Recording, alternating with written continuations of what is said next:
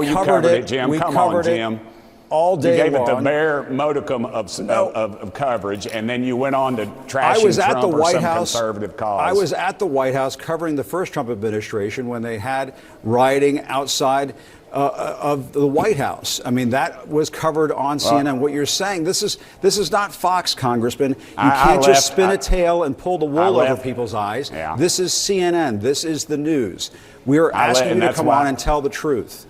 And that's why more people are watching the Cartoon Network SpongeBob reruns right now, Jim. Look, I left the White House during a riot. My life was threatened. My life has been threatened within the last few weeks, yet there's no coverage of that. And you all continue this narrative attacking Trump. You just can't stand the fact that he won and that America spoke. Congressman, and that your view is very diminished. That's not the case at all. And your view is very diminished. I asked you to come on to ask you about these pardons because they are highly controversial and they could result in people getting hurt. And I think that's a sincere question. If they break the law, then they go to jail.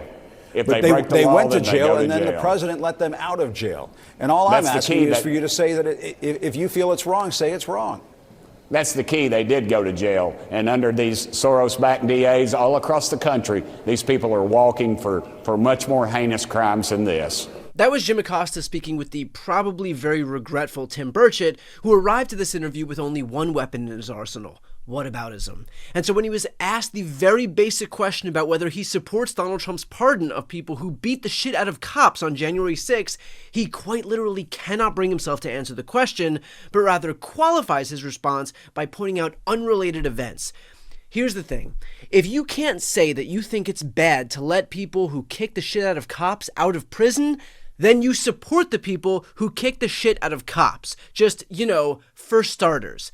You gotta love, too, how Burchett suggests that we're not even sure if they're truly violent, as if none of us were around on January 6, 2021. Thank God Tim Burchett isn't the governor of California right now, because he'd be questioning whether the wildfires were actually even hot.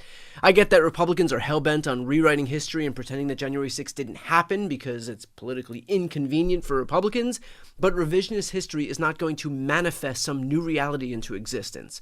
Granted, that's exactly what they're trying to do. After days of pretending that they couldn't possibly offer up a take on whether or not they support Trump's actions to pardon violent criminals who beat up cops, they also decided to announce the creation of a brand new committee to investigate, quote, the events preceding and following January 6th.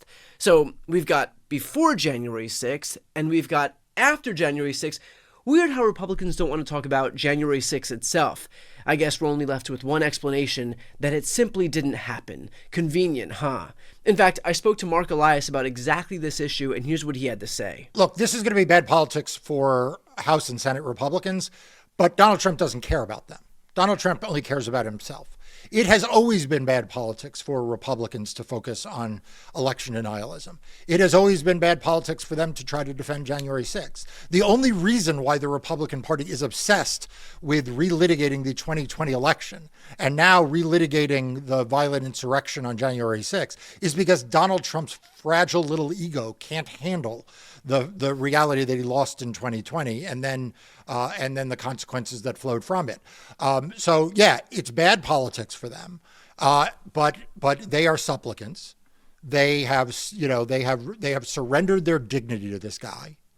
They're going to support whatever the Republicans in the Senate. Mark my words. I've said this before. You and I have talked about this. They're going to confirm every one of his nominees, no matter what. And when they get confronted with something like didn't you say that they shouldn't pardon violent criminals, people who beat up police? Then they're like, oh, I didn't see, was there a video? Was there some kind of right? They don't want to talk about it. And so, but you know what? If Donald Trump came out tomorrow and said, we're all proudly in favor of pardoning people who were violent on January 6th, and I expect every member of the House Republican Party to say that, they don't say that. So there's no principle to this. It is all just doing whatever Donald Trump tells them to do. And the most telling part of this is that Mark and I spoke before Burchett even went on CNN. He nailed what Burchett said almost verbatim before it even happened. These cowards will blindly follow the marching orders set out by Donald Trump while also failing to show enough spine to back any of it up, other than, of course, whining about BLM in 2020. Not exactly a badge of courage when your response to Trump's actions this week is to desperately try and pivot to something that happened half a decade ago. And one more point on Burchett's whataboutism. Notice how he'll say stuff like, well, you didn't cover it when Joe Biden commuted the sentences of murderers and child molesters. If Burchett is equating Trump's pardons with Biden's pardons, which he clearly disapproves of, then inherent in that is the admission that what Donald Trump did was also wrong. So if he's drawing an equivalency between Trump's actions and something Biden did that he hates, then the concession here is that he understands that Trump's actions were wrong, which makes it all the more egregious that he can't just say it. I mean, my God, isn't this the party of the alphas? Aren't these Republicans supposed to be the tough guys? Did all of these people get castrated as a condition of entry into Trump's inaugural ball?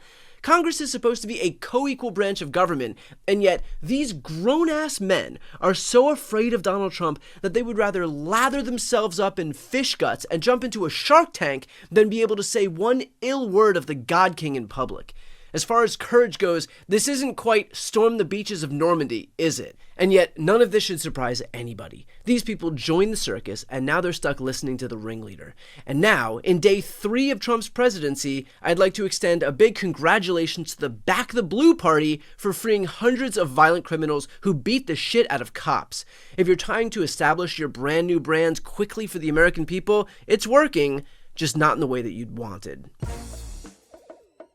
Before you go, just a quick note, if you'd like to see more of my content, which is always free of advertising, sponsorships, and paywalls, please make sure to subscribe to this channel using the subscribe button right here on the screen. And if you'd like to support my work even further, you can grab a copy of my instant #1 New York Times selling book, Shameless, available for sale right now. That link is also on the screen. Thanks so much for watching.